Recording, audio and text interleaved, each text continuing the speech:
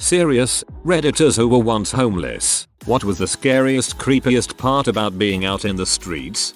My family was homeless for about 3 months when I was 14, so I only have a kid's perspective. Long story short, my sick sister fooled my parents into moving into her crack hut with her and her family, and things just plummeted immediately from there. My sister somehow managed to get access to my parents' bank account and drained their checking and savings account. My parents had absolutely no money. Crap went down and my sister and her husband kicked us out of the house. My parents weren't on the lease, so we had to leave. Hardly any money. We didn't know anyone else, so we went to a motel, and that was where we were for 3 months. It's not necessarily on the streets, but there's still that sense of unknown and fear you won't get out of your current situation. And it was hard because motels cost money as well. So my parents were probably paying about $400 a week to stay in a motel, which was probably a third of their weekly income combined. All the while struggling to save up for the down payment on a house, feed me, and eventually 4 kids, my sister's kids,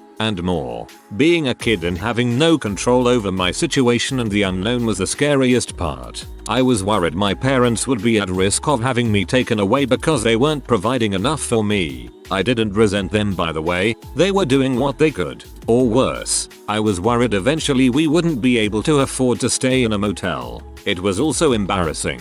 Our old apartment wasn't too far from the motel we were staying in, so I went back to taking my usual bus home from school, and the bus stopped right in front of the motel. So I'd awkwardly stand around and wait for the other kids to walk home before turning around and going into the motel. Most people subconsciously believe that there are less consequences involved in killing a homeless person than a regular person. I was hit as a pedestrian by someone who ran a red and then left for dead because who cares, right? Long story short, I was living in a house and was kicked out by the landlord with no notice. The scariest part about being homeless for me was having to give up my dog. He was my best friend, first pet, and only means of mental comfort. On top of it all, I had to give the shelter my last $100 as an abandonment fee because I wanted him to have a chance at finding a new home rather than dumping him off in the wild. I cried like a baby in front of everyone. Thank you all for the kind words. It really means a lot. All is well with me now. With the help from friends and family, I got back on my feet and am living happily. I like to think my pup found a good home. He was a hard one to ignore. Was homeless, squatting in an office building with motion detector lights that turn on at 1 AM when no one was supposed to be in the building. Then hearing footsteps go past the room you're crashing in. Frick that. Also, the cold. Not quite scary or creepy per se, but when the heating's off, it's winter, it's Wales, the radiator slowly loses its warmth. You're wearing 3 jumpers and 3 pairs of socks, but the cold buries itself into your chest. It's so cold the bones in the top of your feet hurt like heck, and you don't know if you should be worried about that. And you're scared you won't sleep because the floor's so hard and you can't stop shivering, but you need to sleep if you want to escape this nightmare existence. Also knowing that the people you never thought you could relate to but now identify with are doing worse. In the freezing rain, not with a lot of the knowledge you've sadly now got, and washed, addicted to H, proud Swansean, and dying. Also, having to rely on Redditors to donate razors. I pray I never have to return to that existence, and that no one reading this should suffer it. Sorry I didn't really answer the question that well. Also, foxes. I love them. But waking up under a shop alcove to what sounds like a dying woman, vixen in heat, is scary as frick. Pretty powerful. I hope you don't have to go through that again. Crows at night make the same noise as the predator stalking its prey in the movie. That crackly sound. You can't sleep for too long for a number of reasons. 1. If it's on concrete and you stay still too long, you get bruises. Too long a time asleep equals more risk of someone finding you who isn't going to be nice. 3. Risk of hypothermia if you stay too cold too long. Health is constantly being taxed. Infection is a much bigger risk. Infection will frick you up. Usually, if someone wants to kill or kidnap you, you won't be in a position for people to know about it. A scary thought is that you could disappear and die before anyone even knows you're in trouble. Though that can certainly happen in all walks of life and scenarios though. No real safe place. When you have no home, You have nowhere to hide or run to when you're in trouble. I lived in a mix of cars, a van, and on the streets themselves for around a year in my teens. One night when I was sleeping in the back of my van, which had a broken door so it couldn't lock, one of the other street workers ripped open my door and started threatening me and demanding I give her the money I'd made that night. I said I hadn't worked that night so had no money. I can't remember if this was a lie or not, and that got her to go away long enough for me to leave my van unnoticed. But then, there was nowhere to go. It was the middle of the night, there was someone who wanted to beat me up. She'd already given me a smack and taken money off me before cause I'm not a fighter at all, and she was much bigger and tougher, and robbed me. And there was no one who cared or could help. It's a pretty tough thing to deal with. You really feel alone. Completely separate from society, like you're not on the same level as other people. I eventually ended up finding a 24-hour internet cafe and the workers let me hang out in there all night. And the next day, I still had to go back to my van. As a young woman, men offering to help and then realizing their intentions were actually physical, let's get you something to eat, some clean clothes, go back to my place, and even creepier, men trying to buy me, not just for a night but like as a long-term deal. One guy just pulled out a roll of bills while I was sitting in the sidewalk and started at $500. Kept upping the number every time I said no. I ran once I realized he wasn't listening and possibly wasn't going to take no for an answer. I now carry cards for the local women's safe place and hand them out to women I see on the streets. Glad that's not my life anymore.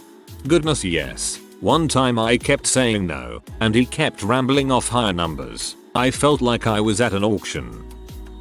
When you're sleeping under a fire escape in downtown Chicago with all your possessions next to you in an alley. Wasn't really sleep, just a half nightmare of waking up next to a thief or murderer. Also, as another commentator said, how little you matter. You'd think if you were homeless and hungry on the street you're gonna be saved by some stranger, or you think people will know about your situation and show sympathy. Nothing unusual, you're just another person walking to wherever you gotta go. Where are you going? You don't even know yourself. You're just another human being, except you don't have a place to put your tired body at night or somewhere to make your only meal of the day. How do you even go to a job interview when you shower at a gym and sleep on the side of the railroad tracks if a friend can't take you in?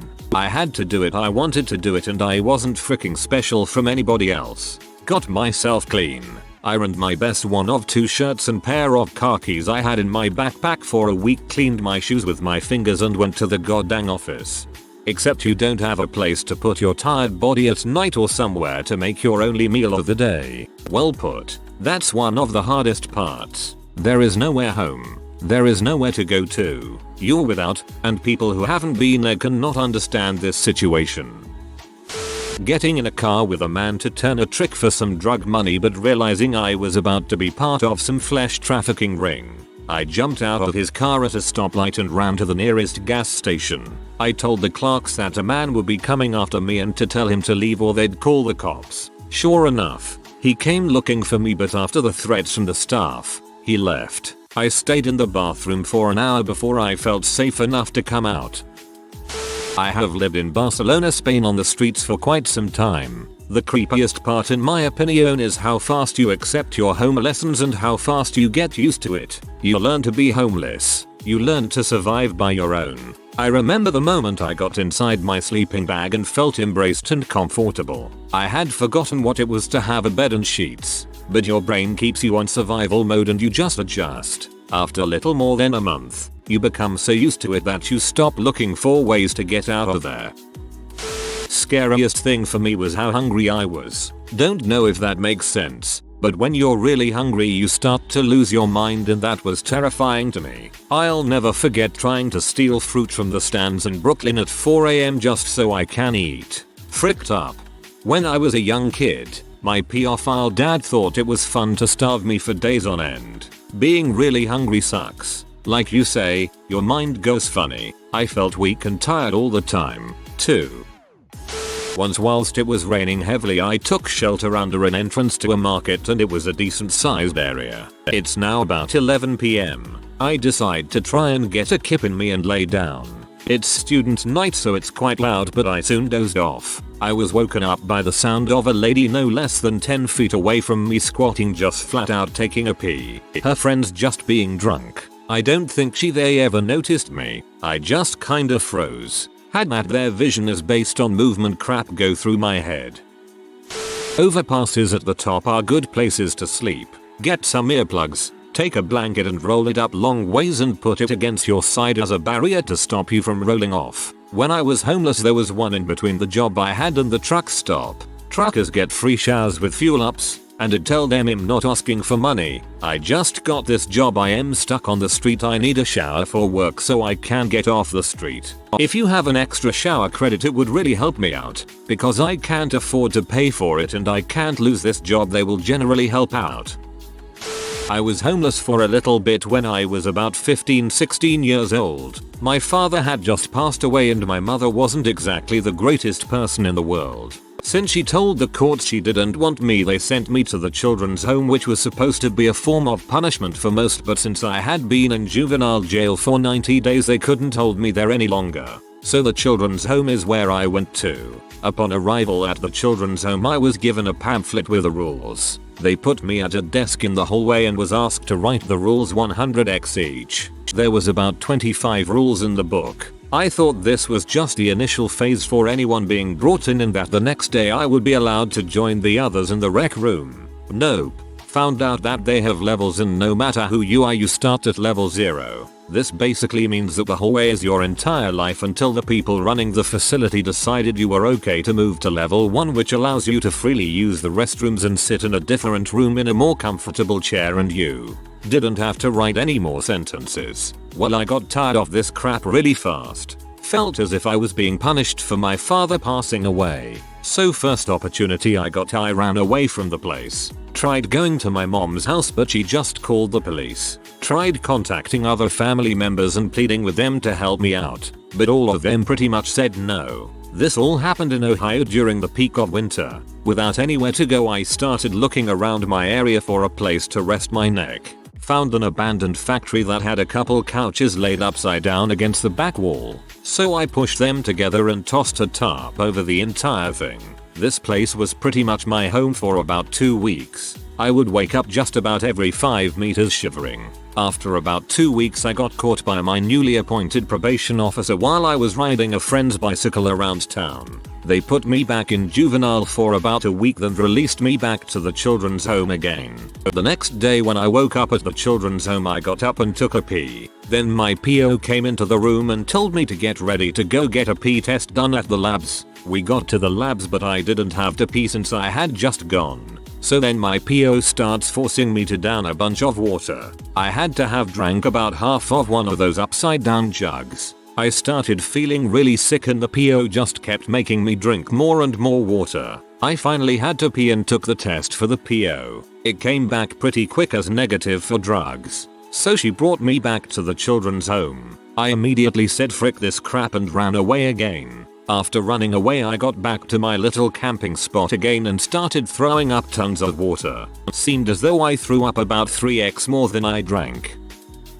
The scariest part was that after paying into the system for well over 16 years, I was suddenly disabled. It takes 2 years, a rejection and an appeal to receive disability. The waiting list for housing assistance is up to 2 years, and shelters only let you stay for a max of 2 weeks. So me and my 2-year-old daughter were in a shelter about to get kicked out on our butt when luckily my parents let us move into an old house on their property, which would have been condemned if it had been inspected, but still better than nothing. This probably wasn't the type of story you were looking for, but it's pretty freaking scary how non-existent the social safety net is in the US, and people just want to keep whittling away at it. You never think something like this will happen to you, until it does.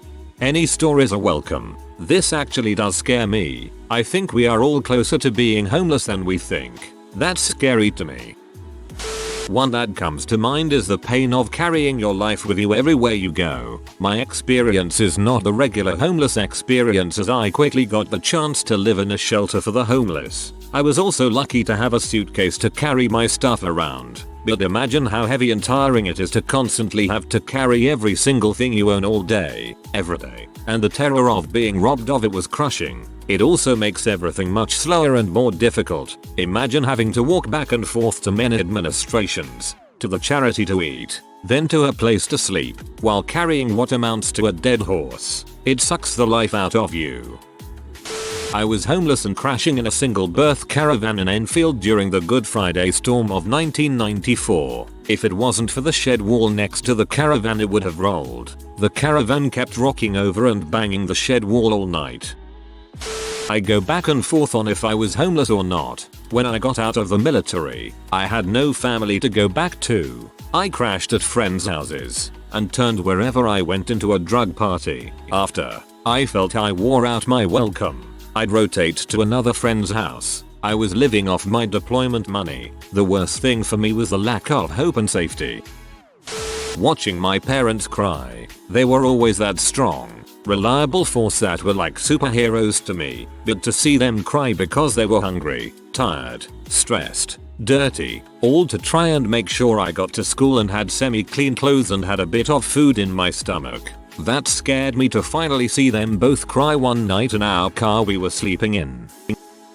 I think the scariest part is just the way you are viewed by society and family. This is a situation you created and must shoulder all the blame for. Empathy is hard to come by. I was kicked out of my house for being gay when I was 16 and got a special legal emancipation. I initially shared a 2-bedroom apartment with 9 other people. The girl who lived there let the lease expire and everyone got kicked out. This was right when rave club culture were hitting critical mass, so I managed to plow my way into lots of sofa hopping. Worst case scenario, I would stay up all night and just sleep on the beach during the day. Eventually I squatted with 2 other people out of 1 room and 1 bathroom in an abandoned and dilapidated house. We managed to get utilities turned on, even cable, and that worked out for about 5 months. We came home one day to cop cars and all our stuff out on the street. There were drugs in the house, but the cops didn't arrest anyone and let us call people to help us move our stuff. Shortly after, I met someone and moved in with them, and that finally ended about 2 years of unstable housing homelessness. Once you're homeless, you are no longer a person. People do not pay attention to you and treat you as if you don't exist. If you smile at someone, they look away. It's the worst feeling. I was homeless as a teenager and I got constant harassment from the police, but never once did a cop ask why a 16-year-old was sleeping in the stairwell, park, or abandoned building. They would take my id, ask a bunch of questions about graffiti and vandalism, and then tell me to get lost. I was happy to be let go, but looking back as a father, what the heck were they thinking? Disease or getting sick. My biggest fear when I was homeless was getting deathly ill just from the conditions. Keep your feet dry and always have extra clothes. Medicine is expensive, and if there isn't a porta potty on a construction site, you hope for tall weeds. Try and take care of yourself as much as you can because the hospital is unaffordable in the States. Always keeping an eye open for cops coming to help relocate you. I had a car. You would be surprised how few places you can park that simultaneously are safe from being robbed and safe from being disturbed by cops who will want to field sobriety test you every single time. Was homeless at 18. Roughest part was being found. I was camped under a bridge in a gated area. The area was designed as a storage area for construction equipment. I had holed up there for 4 months with no issue. One morning, a couple kids from the local HS found my spot and while I was sleeping made an attempt to steal my bag. It had some basic stuff. I woke and scattered to grab my stuff. They took off fast. That night cops came by and told me to go home. I'm too young to be homeless. The cops were kind but stern. It was the kids that were buttholes. Today I live in my car, and being in SoCal, the heat is a big deal. Trying to sleep in a car that is around 90 degrees is difficult. Not wanting to keep windows open so people can't steal my stuff. I have a job and am working hard to get out of my situation. One thing I would recommend is to go to any Gurdwara, Sikh place of worship, which is open to all. Anyone can get a free fresh cooked meal and a place to stay. All that is asked in return is that you be respectful.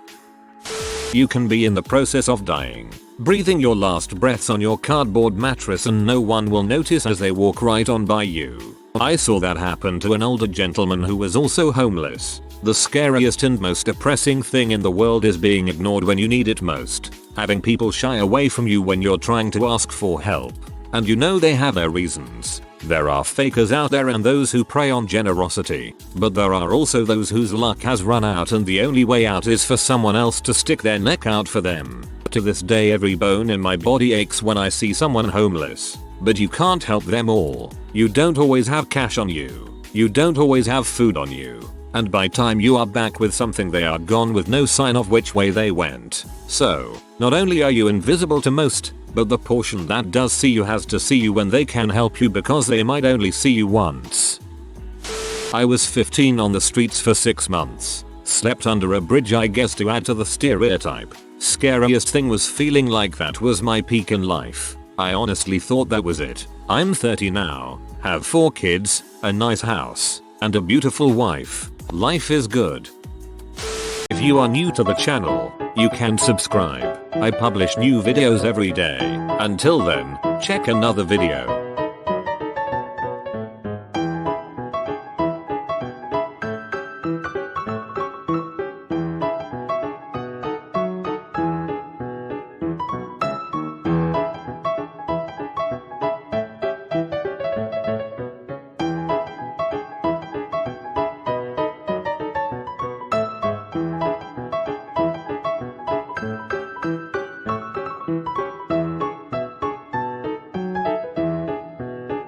Bye for now.